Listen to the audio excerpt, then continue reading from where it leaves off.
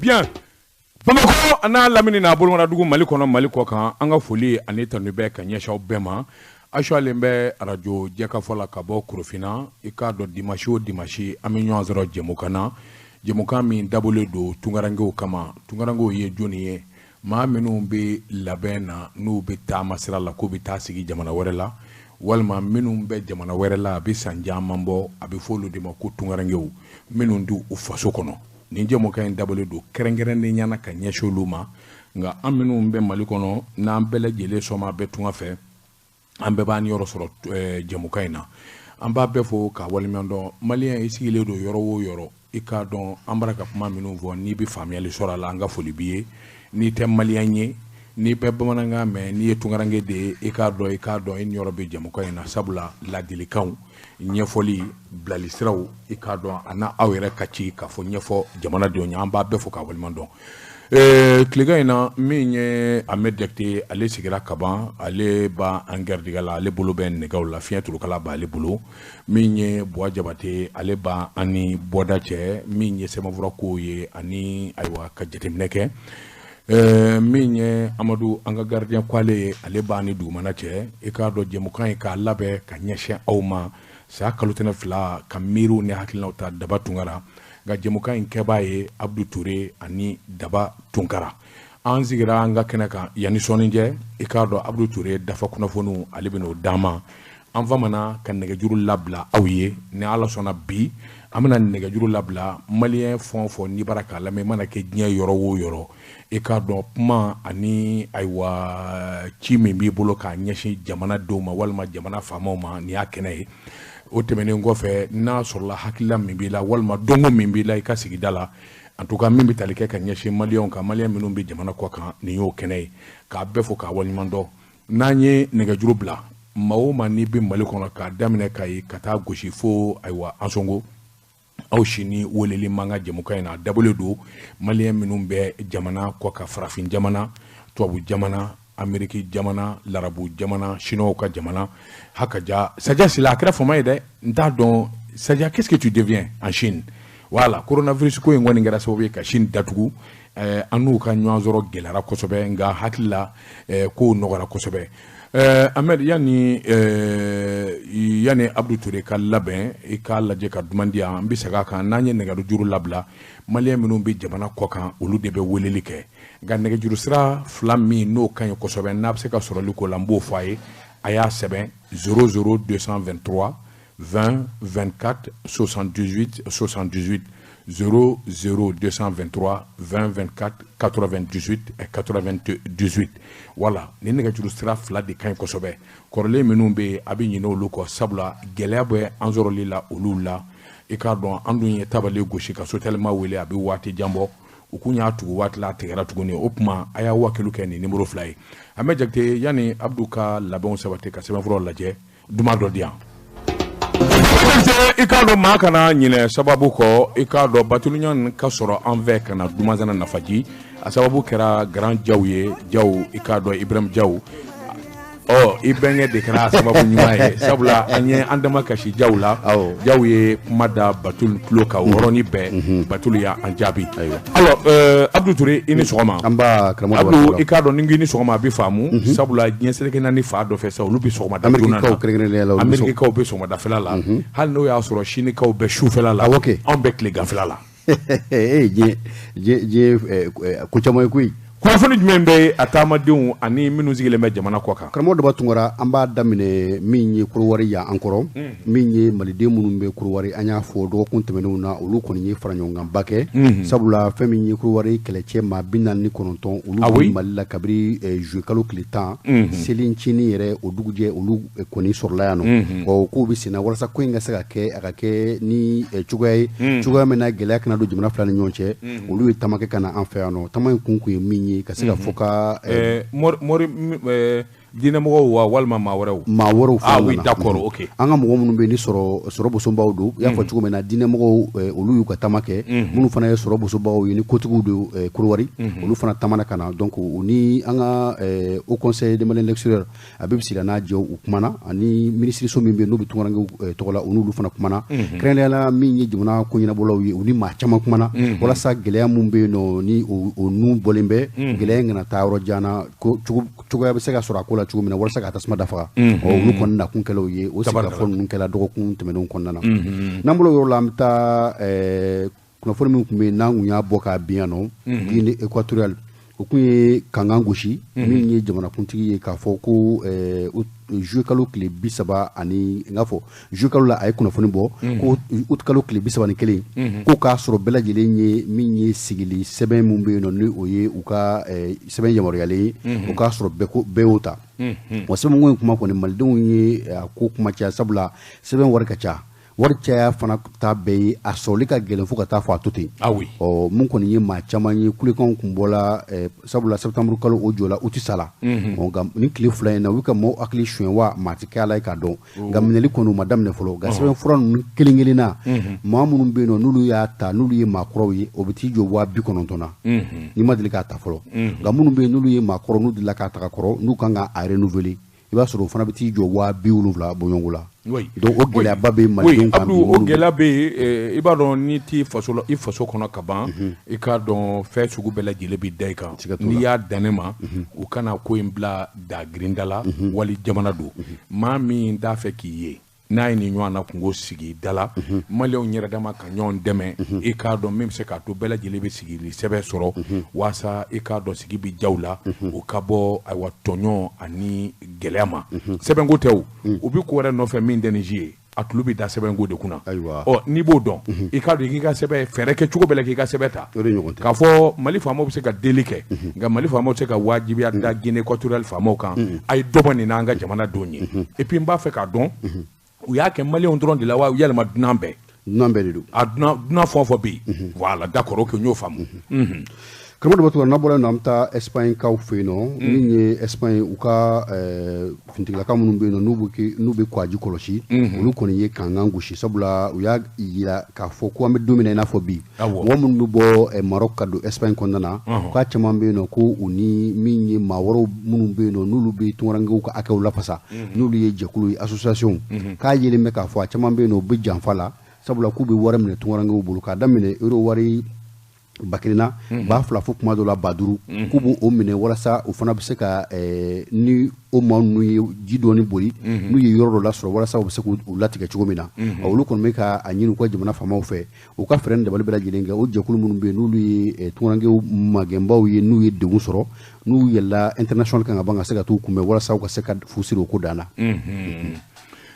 Abdou i k'a dɔn kwaji k'i kɔ a fa kwaji la k'a fɔ i b'a tigɛ i k'a dɔn ni kurun ye kurun minnu ni a lengelanga bɛ ala bolo i k'a dɔn balawu da don nka n'a ma ɲɛ k'a fɔ i karila ka b'a k'i ni fili Abdou i k'a dɔn i yɛrɛ k'i jigi da fɛn fila ka saya ani balo sabula i k'a dɔn a gɛrɛtɛgɛ ka dɔgɔ o ye dɔgɔya da ye o tuma hali bi anw di sɛgɛn an di ɲinɛ ka kangari da a bɛ minnu kɔnɔ k'a fɔ n yɛrɛ nɛ n kɛ kwaji ka da ala ka n'i ca la sabula n'i taara kwaji la ala ka n'i ca la ala ka n'i ca la n'ala y'i ci b'a kɛ koyi bon ni ala ye ci n'i y'a kɛ bon n'i tora la fana ala de y'i fa koyi n'i tora la kojugu da de don c'est à dire qu'il faut que an k'o kuma tere jugu fɔ an balimaw ye ko ɲuman tɛ k'a fɔ i b'i kɔ a fa kwaji de la k'i bi taa vraiment kana kɔrɔbɔ ala kana jagɛla s'i ma jagɛla min mana s'i ma ala b'o jigi tigɛ wale fana da i kan ala ma ni silamɛw kisi voilà karamɔgɔ Tunkara min ye kibaruyaw ye nin ye ala kumabaw ye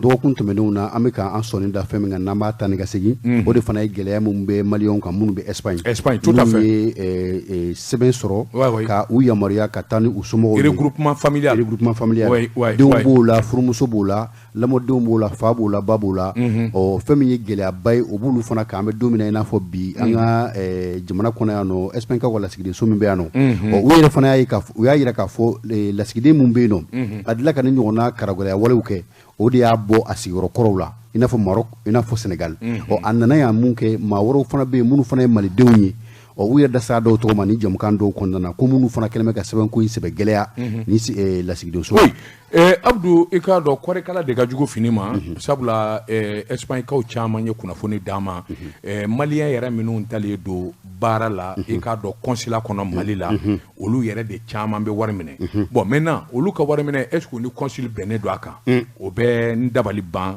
ma da o la parce que tubabuw ka don nin ɲɔgɔnna ko la i k'a dɔn a ka gɛlɛn mais i tɛ se ka foyi fɔ n'i tɛ ko min ɲɛdɔn donc ce qui est sûr et certain o tɔgɔ yɛrɛ fɔra an ye koyi nka min kɔni ye ayiwa Espagne lasigidenso min bi yan yarɔ ale bi yan Mali ani Burkina Faso to a la Espagne jamana yɛrɛ u kɛlen bɛ ka yamaruya di ni i sigilen don Espagne ni sɛbɛnfuraw bɛɛ b'i bolo i bɛ baara la so b'i bolo i ka kan k'i ka denbaya gɛrɛ i la o ye wajibi o sariya bɛ bɛɛ bolo nka maa minnu kan ka baara ɲɛnabɔ yan waasa i k'a dɔn u bɛ visa sɔrɔ olu de t'an bɛ gɛlɛya caman ta k'o sɛgɛrɛ de toute façon c'est l'occasion an bɛna nɛgɛjuru labila Espagnekaw n'a tulo b'an kan na gɛlɛya ni gɛlɛya minnu b'a la a bɛ se k'o fɔ an ye jamana wɛrɛ maa wɛrɛ minnu bɛ yen n'a y'an sɔrɔ téléphone na i k'a dɔn a ka sigidaw la hakilina minnu bɛ yen jango Guinée équatoriale a fana bɛ se k'an ladɔnniya en tout cas en un mot maliyɛn bi diɲɛ yɔrɔ o yɔrɔ nɛgɛjuru b'aw ka bila la 00223 20 24 78 78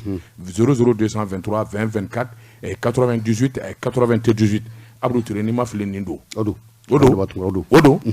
an bɛ jakite o kuma baara b'e bolo fiɲɛ tulukala b'i bolo nɛgɛjurucilaw k'u bisimila k'u passa ma an bɛ jakite yanni nɛgɛjuru ka cu i k'a dɔn Abdou Touré i k'a dɔn an bɛ se ka taa Espagne jamana na i k'a dɔn Espagne organisation caman de bɛ ani association caman minnu kɔni kɛlen bɛ ka wuli ka jɔ bolo da min bɛ se k'a to nin ko in bɛ nɔgɔya cogo min na sabula i k'a dɔn caman b'a la dɔw yɛrɛ wulila ka na Mali kɔnɔ k'u bɛna u muso walima u denw ka sɛbɛnko ɲɛnabɔ i k'a dɔn u ka visa yɛrɛ date banna dɔw fana bloquera yan bon tout ça c'est compliqué bon nin mana don ko la a ko k'an ka ɲɛɲini ni hakili ɲuman ye alors min ye Haut Conseil des Maliens électoraux ka taa se 16e ma olu k'an ka wuli ka jɔ kɛ kosɛbɛ ani ministre so min n'a bɛ taamadenw kunna ministère des Maliens électoraux d'ailleurs mon frère an b'a fɔ ka waleɲuman le ministre des Maliens électoraux i k'a dɔn an ka foli baba ye sabula an b'a dɔn a bi cɛsiri ni wuli ka jɔ la i k'a dɔn jamanadenw minnu bɛ taama sira la u bɛ lafiya sɔrɔ cogo min na alors olu k'an ka wuli i k'a dɔn je ne sais pas au jour d'aujourd'hui ni Haut Conseil des Maliens électoraux walima 16e n'u da donna ko in na an bɛ don min na i n'a fɔ bi min ye wa na kɛ jɛkulu fila in bɛɛ na kɛ kibaruya kalama nka mun kɔni ye Espagnekaw ye u ko k'u yɛrɛ maa kɛrɛnkɛrɛnlen ci min kan ka bɔ Espagne dɔgɔkun daminɛ na ka cu Mali la yan nɔ n'o tigi nana min ye wulikajɔ kun fɔlɔ minnu kɔni kɛla association des Maliens d'Espagne olu ni 16e président min bɛ Espagne u bɛ ɲɔgɔn kalama olu jakite u ye réunion kun fɔlɔw kɛ donc an y'o jaabiw sɔrɔ u ni Haut Conseil maaw ye ɲɔgɔn ye sa wa an m'o kibaruya kɔni sɔrɔ nka n'o tigi tununa yan an bɛ fɛn bɛɛ fana kɛ walasa an ka se k'a sɔrɔ kumaso kɔnɔ fɛn minnu bɛ sen na parce que Maliens de l'extérieur les Maliens établis à l'extérieur u ka gestion a bɛ ministère caman de impliqué déjà il y a un ministère dédié ministre kɛrɛnkɛrɛnlen bɛ yen mun sigilen bɛ olu tɔgɔ la nka ministre so min bɛ yen nɔ n'o bi an ka ambassade ni consulaw gérer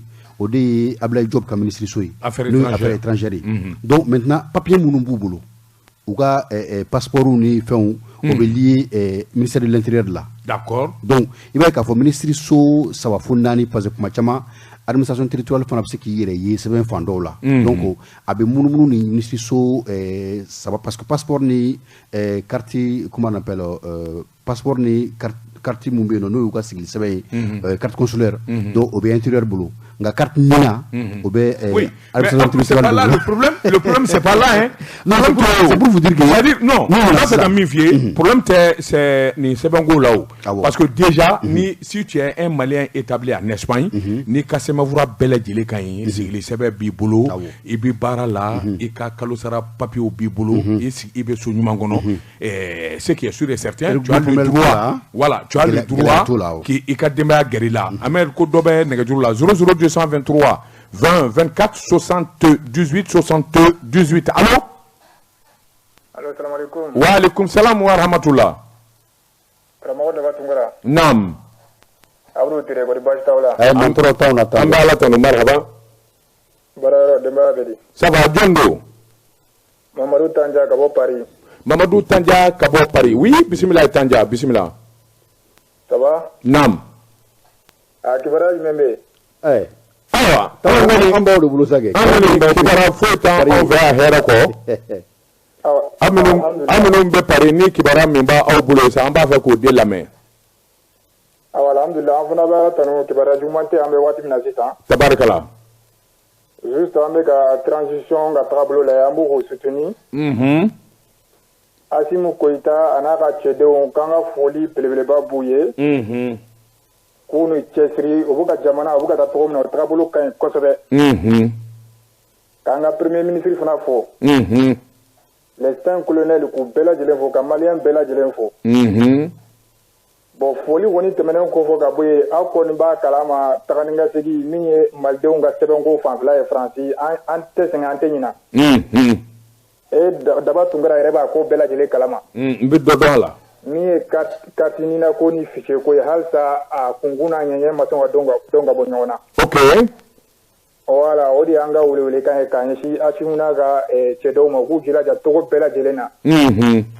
N'o o sɛbɛnko bɛ se ka sabati cogo min na. Ni Ala sɔnna an bɛ ci lase.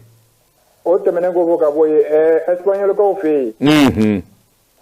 K'u ka ambassade min bɛ ka kow kɛ mɔgɔ minnu na minnu tɛ se k'u ka regroupement familial kɛ u k'u jilaja u ka se cɛ ma cogo bɛɛ lajɛlen u ka mɔgɔw ka sɛbɛnko ɲɛnabɔ Daba Tunkara. Gɛlɛya min b'a kɔnɔna na minnu bɛ Espagne déjà u ye kuma caman fɔ a la an tɛna se k'o bɛɛ lajɛlen kan. Awɔ. Voilà mais an kɔni ka laɲini ye min ye yanni transition ka ban Asimu ka jija cogo bɛɛ lajɛlen maliyɛnw ka sɛbɛnko bɛ se ka sabati cogo min na o de y'an ka laɲini ye. Ni Ala sɔnna. Jamana kɔfɛ bɛɛ de bɛ ka transition soutenir bɛɛ lajɛlen. Mais là c'est très bon. Diɲɛ yɔrɔ bɛɛ de bɛ ka transition soutenir u ka tagabolo ka ɲi. Ça c'est très bien, merci bien. An bɛ yɔrɔ min na sisan défaut foyi t'u la u ka baara ye dɔrɔn foyi t'u la u ka baara tagabolo ka d'an ye bi a ka d'an ye sini an jɛnɛ n'a ye fana. Merci bien. Mali ye bɛɛ lajɛlen de ta ye. N'a ɲɛna a ɲɛna an bɛɛ lajɛlen n'a tiɲɛna a tiɲɛna an bɛɛ lajɛlen de. Voilà o dɔrɔn de kɔni n bɛ sira di mɔgɔ wɛrɛ ma ka bɛɛ lajɛlen fɔ aw yɛrɛ ni cɛsiri. Merci bien Tandja. Awa Tunkara n bɛ se ka mɔgɔ fila fɔ wa? Awa n ka foli bɛ n ka musokɔrɔba ye Jɛnɛba Koyita ani n ka cɛkɔrɔba ye n'o ye Musa Tandja ye. O b'a mɛn ni Ala sɔnna merci bien Tandja. Awa Tunkara ko n bɛ Abdou Touré fɔ k'i yɛrɛ fɔ Ala ka aw cɛsiri aw ka baara la. Merci bien Tandja, merci bien depuis Paris. Merci. An bɛ maliyɛn bɛɛ fo Paris i k'a dɔn an bɛ jate nɛgɛjuru bilalen don maliyɛnw ka bolo kan u mana kɛ diɲɛ dugu o dugu la ni an minnu bɛ Mali kɔnɔ ani weleli mankan nɛgɛjuru sira de ye 00223 20 24 78 78 00223 20 24 98 et 98. Alors ni dɔ bɛ nɛgɛjuru la non allô oui allô voilà. Allô, salam alaikum. Comment tu fais? Ok. Voilà, Karamɔgɔ Daba Tunkara, je pense que an ma ɲɔgɔn faamuya ne tun kan tɛ Espagne ma de façon spécifique. Kɛrɛnkɛrɛnlen n tɛ ka kuma Espagne kan quoi. Mais n bɛ ka kuma de manière générale Malien l'extérieur yɛrɛ gestion bɛ cogo min na. O de ye ministère naani ye. Maintenant i Espagne ta mun fɔ c'est mɔgɔ ministère fila dɔrɔn don.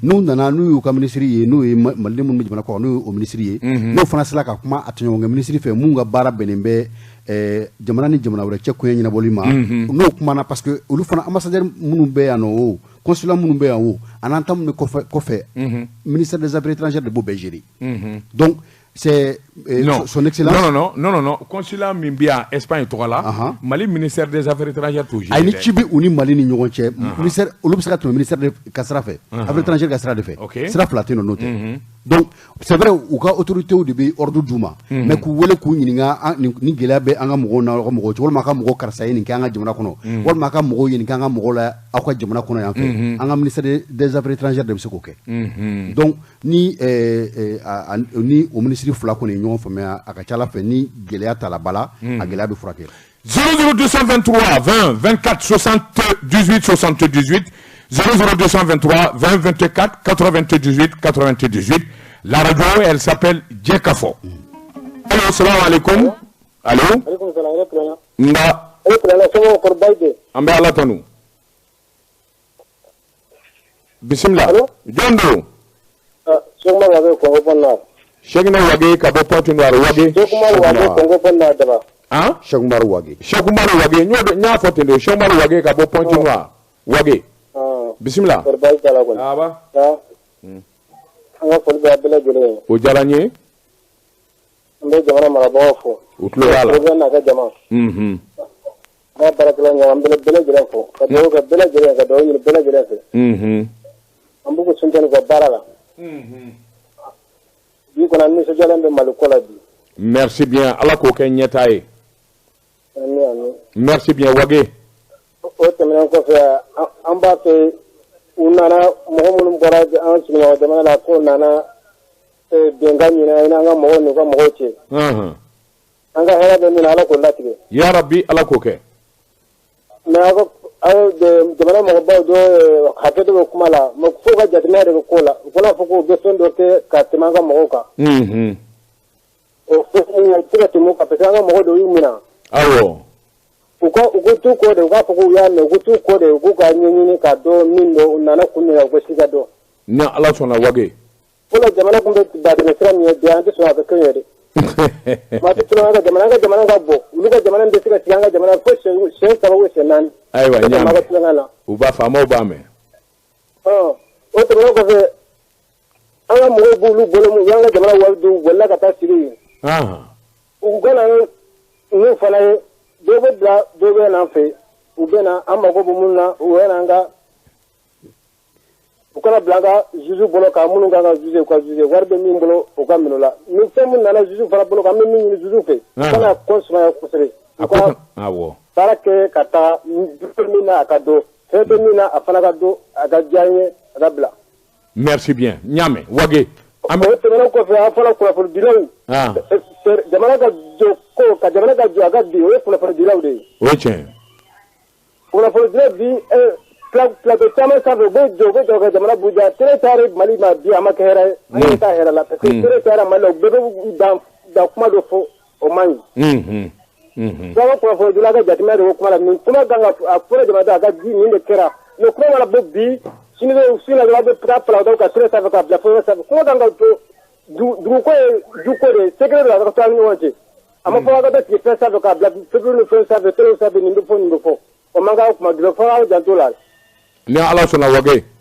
Ko kunnafonidilaw k'u janto la plateau caman bɛ yen bi ni i b'a lajɛ télé cayara Mali la a bɛna kɛ hɛrɛ dɛ mais a caman plateau la ni sigira dusukasi de don. Ayiwa. An bɛ ɲini k'an bolo bɔ a télé caman jukɔrɔ bi. Ayiwa baasi. Fo ka hakili to de la. Ni Ala sɔnna Wage. K'an bɛ Maliyɛn bɛɛ fɔ point noir. Jamana ye jamana de ye. D'accord. Jamana labila maa wɛrɛ ye. Merci bien. A y'a faamu an ka taa an ka jamana ɲumanw kɔ. Ayiwa an ce. Baara la. An ce. Awa. I ka den ka jamanaden da la o de jamana ɲuman la o de ka ɲi. Wage merci bien. Ok o de b'an bolo fɔlɔ gɛlɛya in ko a bɛ yɔrɔ bɛɛ de tulu gɛlɛya bɛ yɔrɔ bɛɛ de safunɛ gɛlɛya bɛ yɔrɔ bɛɛ de fɛn bɛɛ gɛlɛya bɛ yɔrɔ bɛɛ de an ka jamana kelen tɛ. Merci. Minnu ma bɔ u ma jamana wɛrɛ ye olu b'a fɔ ko nin gɛlɛya la transition n'o tɛ gɛlɛya bɛ diɲɛ fan bɛɛ de. Merci bien Chamar Wage i ni ce. U kana kalanbali su tromper k'a fɔ ko nin gɛlɛya transition n'o tɛ. Merci bien i ni ce. A y'a faamu. An y'a faamu ni Wage mais u b'u kunkolo firifiri dɔw b'u sen gosi duguma. Tita ko ne ka nin dɔnkili nin ye maa min boli ka bɔ purusi kɔnɔ non c'est trop. Kutukutu Lamini Usina ka u ye waa wɛrɛ ten k'u to Tuuba ni Banabajɛ u ye sira fara ka Bamakɔ sɛgɛrɛ u taara suɛ. A bɛ ɲinɛ dɛ taa ni fisala dɛ. 0223 20 24 78 78 20 24 98 98 Dieu ka fɔ.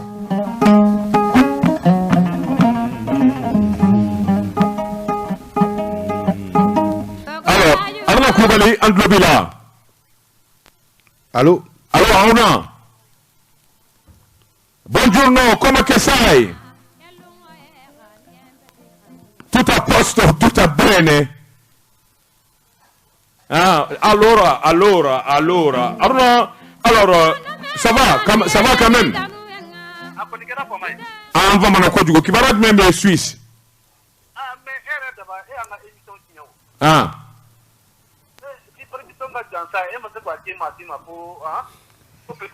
Kone mun Musa Tarawele ka jansan k'i y'a di petit si la mais Aruna n'ale ye ba kelen ni ne ye ba fila don o fana t'a tiɲɛ o.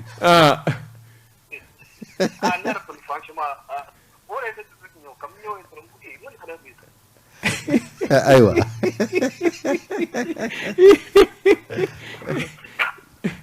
avec d'abord un bifo. Folie Jarani. T'as de tout les faux. À Klobala.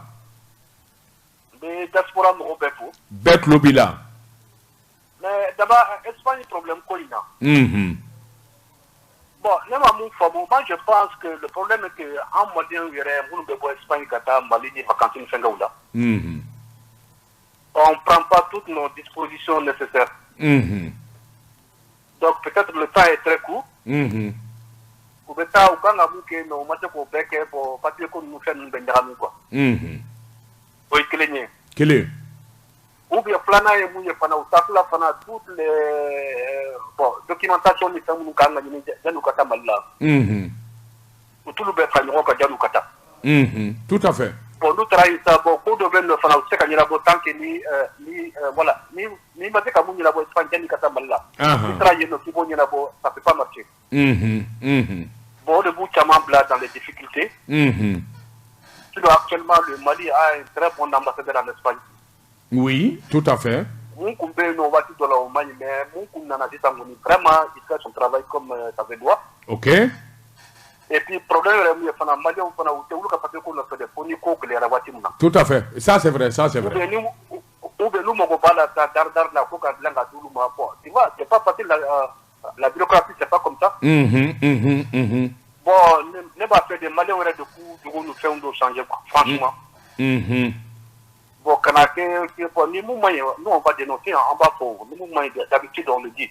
On le dit, oui. Mais franchement, il faut qu'un recap de l'emploi de la Tamala. Donc, on peut foliquer. À Djalani. Nous, il veut qu'un change. Eh, il veut qu'un change, Mendouguni. Moussasal. Hein? Moussasal. Moussasal de Maratona, oui. Correct, Moussado. Correct, Ala Jondi. Moussa Ala Jondi, Moussa Timako, Atifa Mako, Moussa Ala Kajoy. Aïe, on va comme il casse à la Moussasal. Moussasal va te laisser la bouille. Hein? On connaît pas les bloqués. Mais pendant que Cathy, c'est ça, il y en a quoi? Mini? Pendant que Cathy. Ah, Cathy-wa. Ah, ouais. Ah, mais Cathy, qu'on fout. Fota. Bon, avec Cathy, qu'on fout. Au club là. Mais d'abord, c'est un moulou faux. Parce que moi, je n'ai pas eu de la suite. Ah oui, tout à fait. Okay. C'est vrai. Mais pas où d'eau. Ah ouais. D'abord, mais comment d'offier dit. Au fond. De ma personne vivante. Le 5e, 6e, 7e, la voiture. Chekoro, Kisima, Karim, Sumoro Sama, Kensen, nous avons maralé au Beltemok. Ah oui? Oui, le 3e, 4e, 5e, na Temoktoville. Bon, tu vois qu'il y a un effort d'eau. Non, vraiment, il faut d'eau. Effectivement. Voilà, donc ne vous faut. On est tellement fiers d'être Maliens. Mais bien sûr, cela se voit.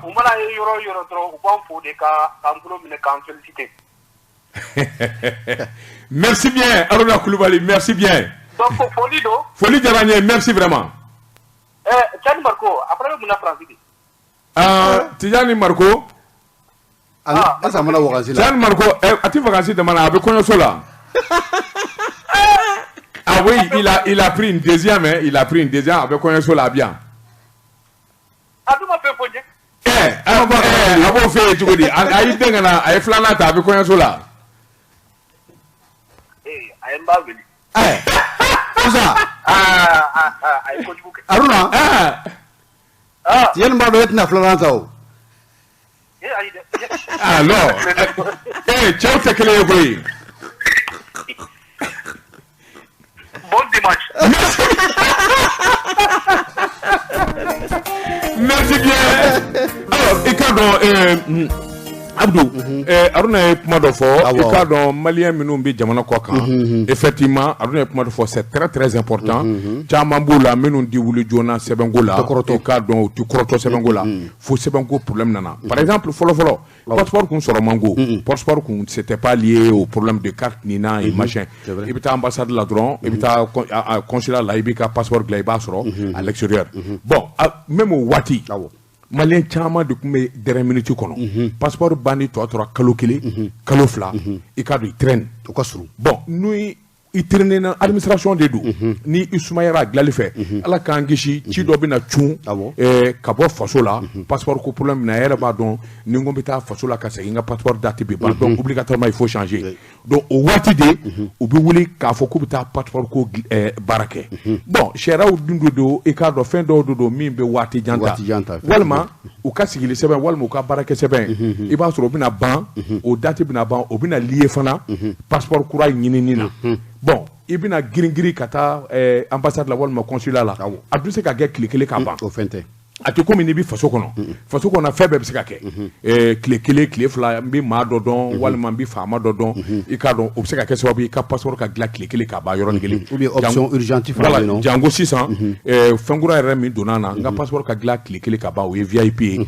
k'a kɛ dɔgɔkun kelen k'a kɛ kalo kelen o bɛ nafolo ni fɛnw bɛ yen donc vraiment an bɛ don min na ko bi maliyɛnw kan k'a faamuya minnu bɛ jamana wɛrɛ la ka papier ko ɲɛɲini k'a ɲɛdɔn mɔgɔ bɛ se papier min ma papier in kan ka dilan ka bɛn waati min ma nin bɛ ban ka bɛn waati min ma il faut que n ka fɛɛrɛ tigɛ ka dabali tigɛ fiɲɛ foyi kana sɔrɔ je crois que Aruna dabɔra k'a fɔ c'est très important an ye mɔgɔ caman ye Faransi minnu b'u plaigner an ka passeport banna an ma se k'a renouveler an ma se k'a renouveler c'est parce que tu n'as pas pris aussi le temps nécessaire i k'a dɔn ka kɔn ka taa a baara kɛ 0 223 20 24 78 78 0 223 20 24 98 98 na kuma so kɔnɔ i k'a dɔn babu dayɛlɛlen don ka ɲɛsin lamɛnbaaw ma o mana kɛ diɲɛ yɔrɔ o yɔrɔ i k'a dɔn nɛgɛjuru b'u ka bila la sabula radio Jɛkafɔ nin jɛmukan min n'a sigira sen kan a bɛ waati jan bɔ a kɛra sababu ɲuman ye i k'a dɔn maa caman ma sabula kabini Libi ta gɛlɛya bɛ daminɛ kuma min kabini ayiwa mɔɔw t'a dɔn Libi ta i k'a dɔn min ni min b'a kɔnɔ kabini mɔɔw bɛ minɛ ka don kaso la Libi i k'a dɔn je crois que anw fɔlɔfɔlɔ de kɛra sababu ye ka maliyɛndenw ta k'u to kaso kɔnɔ waasa faamuyali ka se ka na min b'a to tungana ta a jate bɛ minɛ Abdou Touré i k'a dɔn an b'an sɔn an b'an dɛmɛ i ko musokɔrɔ kɔɲɔ i k'a dɔn ayiwa min ye Espagne ye gɛlɛya min bɛ Espagne kaw fɛ yen o ye welewele da k'a ɲɛfɔ an ye an b'a kalama an dun fana ye dɔ fɔ a la an ye wulikajɔ caman kɛ o de ye maliyɛn minnu sigilen bɛ Espagne n'u bɛ sigi ko ɲuman na sigiko ɲuman ye mun ye i k'a dɔn i sigilen bɛ i b'i ka baara la i b'i ka sara sɔrɔ sara ɲuman b'i bolo o tɛmɛnen kɔfɛ i bɛ so ɲuman kɔnɔ i ka kan yamaruya sɛbɛn b'i bolo i muso walima i den min n'o sigilen bɛ Mali kɔnɔ i kana n'o ye ko de ma to kana ko regroupement familial alors vraiment gɛlɛya b'a la u ye gɛlɛya in fɔ yɔrɔ min ça c'est au niveau du consulat même de l'Espagne Mali kɔnɔ yan Espagne ka lasigiden min sigilen bɛ yan sɛbɛnko dilanli kama u y'a jira k'a fɔ gɛlɛya b'o o de ka fan fɛ alors ni gɛlɛya b'o ka fan fɛ olu ye hakɛ dafa donc qu'est-ce qu'il faut faire maintenant est-ce que Mali faamaw kan ka wulikajɔ kɛ ka ɲɛɲinini kɛ Espagne kaw yɛrɛ kan ka wulikajɔ kɛ ka ɲɛɲinini kɛ a gɛlɛya bɛ yɔrɔ jumɛn fiɲɛ b'o olu yɛrɛ de la sɛbɛnko la wa yalima fiɲɛ de bɛ yan visa ko dili la parce que ça se comprend pas en tout cas mais ce qui est sûr et certain min ye Haut Conseil des Maliens extérieurs ka taa se CSD ma olu kan k'u janto nin yɔrɔ la ka wulikajɔ kɛ kosɛbɛ k'a sɔrɔ ayiwa k'a ko ɲɛɲini k'a ɲɛdɔn ni fiɲɛ bɛ sigibaw de la u ka dɔn ni fiɲɛ bɛ consulat de la parce que an ka maaw kuma caman u bɛ kunnafoni dɔ di i b'a sɔrɔ fiɲɛ walima a dulonnen bɛ yɔrɔ dɔ la juste un petit problème fɛn ba yɛrɛ tɛ kuma caman na justement minnu ye tɔnw ye karamɔgɔ Daba Tunkara ka kuma latigɛ tɛ n'olu sigilen b'a kama u ka baara bɛɛ lajɛlen bɛnnen bɛ maliden minnu bɛ jamana kɔkan na gɛlɛya minnu b'u kan ani minnu bɛ taamasira la gɛlɛya minnu b'u kan k'o gɛlɛyaw k'olu ɲɛdɔn ka fura ɲini u la u bɛ ka fɛn min ɲini an bɛ jamana kɔkan na an mago bɛ dugukolo la an mago bɛ sigiyɔrɔ la an mago bɛ nin na an ka hakɛw olu ka baara ye o damatan de ye tout à fait u ka bureau n'u ka représentation bɛ jamana caman na maliyɛn kɔni bɛ yɔrɔ o yɔrɔ i b'a sɔrɔ n'u farala ɲɔgɔn kan mɔgɔ dama dama i b'a sɔrɔ kuma caman i ye tɔnba fila min fɔ au conseil walima 16e ka mɔgɔ bɛ nin yɔrɔ la donc ni gɛlɛya kɛla bɛɛ lajɛlen ka wuli k'u tɛgɛ di ɲɔgɔn ma a bɛ n'a fɔ olu fana ni minisiriso bɛ ɲɔgɔn dafa de a bɛ n'a fɔ olu bɛ jamanadenw olu jɔyɔrɔ fa jamana kɔkan na minisiriso o bɛ jamana ɲɛmaaw jɔyɔrɔ fa donc n'u fila farala ɲɔgɔn kan gɛlɛya ye fɛn min ye fura bɛ sɔrɔ a la fura bɛ sɔrɔ alors salam alaikum grand Sila depuis New York comment vas-tu mon frère 00223 20 24 78 78 00223 20 24 98 98 Ahmed Jakite pour i ka dɔn Madiba bɛ yɔrɔ jumɛn Madiba min ye Mohamed Chérif Aïdara Madiba am se k'a fɔ a bɛ Mali la bi dɔgɔkun tɛmɛnen a tun bɛ Laginɛ dɔgɔkun in na a bɛ Mali la. Alors Madiba i k'a dɔn a kɛra fama ye i k'a dɔn an b'a fɔ ni ka walima dɔn a ka wuli ka jɔ ni cɛsiri la an t'a dɔn i k'a dɔn ayiwa sabula n'an famana franchement an famana waati laban in na a bɛ munumunu min ye Niger Burkina ani Laginɛ de ɲɔgɔn cɛ kosɛbɛ bon Mali nali kɔni o ye cuncunni ye kelen baara mun bɛ baara in ma bago ye baara tɔ bɛ yen nɔ dɛ n'est-ce pas Espagne n'o ka problème gulonnen don an ka wuli ka jɔ ka fara ɲɔgɔn kan Madiba wele a kana i k'a dɔn Espagne problème gulonnen don sabula o kɛlɛkɛcɛ don min bɛ wuli ka jɔ kɛ joona joona ka se ka kɛlɛ kɛ min bɛ se ka to alors malien mana kɛ yɔrɔ yɔrɔ magan bɛ taa k'u sɛgɛrɛ a ye kɛlɛ o kɛlɛ boloda a ye wuli ka jɔ fɛn o fɛn kɛ Madiba a ye sɛbɛn sɔrɔ o la an dalen don a la k'a fɔ malien de l'extérieur jango minnu bɛ Espagne gɛlɛya min b'o kan ani wuli ka jɔ kɛ i k'a dɔn Espagne consulat min bɛ yan ka se k'u sɛgɛrɛ min bɛ se k'a to hakilinaw bɛ ɲɔgɔn sɔrɔ an bɛ Jakite an bɛ foli ni tanu kɛ ka ɲɛsin i k'a dɔn Tijani Mariko Faransikɛw ka Tijani Mariko Dankɔrɔba a dalen bɛ kɔɲɔso la a bɛ an fɛ yan Bamakɔ ɔ ale kɔni ka vacances jara sabula vacances n'o ni kɔɲɔ bɛnna Faransikɛw ka Tijani Mariko Zumana Mariko ka Tijani Mariko Fajilakaw ka Tijani Mariko Fajilakaw ka Tijani Mariko voilà Tijani Mariko an bɛ Jakite k'a la an bɛ foli tanu kɛ ka ɲɛsin lamɛnbaa bɛɛ ma ka to ɲini k'u fɛ minnu y'a ɲini téléphone na n'u ma se k'an sɔrɔ a fiɲɛ ta anw na sabula an ka téléphone sira caman bɛ yen minnu digɛlen don sango in na alors n'u y'a ɲini u m'an sɔrɔ vraiment u t'a nɔ ye a kun ka d'an ye an n'u ka kuma ka fɛn caman fɔ alors i k'a dɔn fiɲɛ kɔni ta anw na an bɛ bɛɛ fo k'u waleɲuman dɔn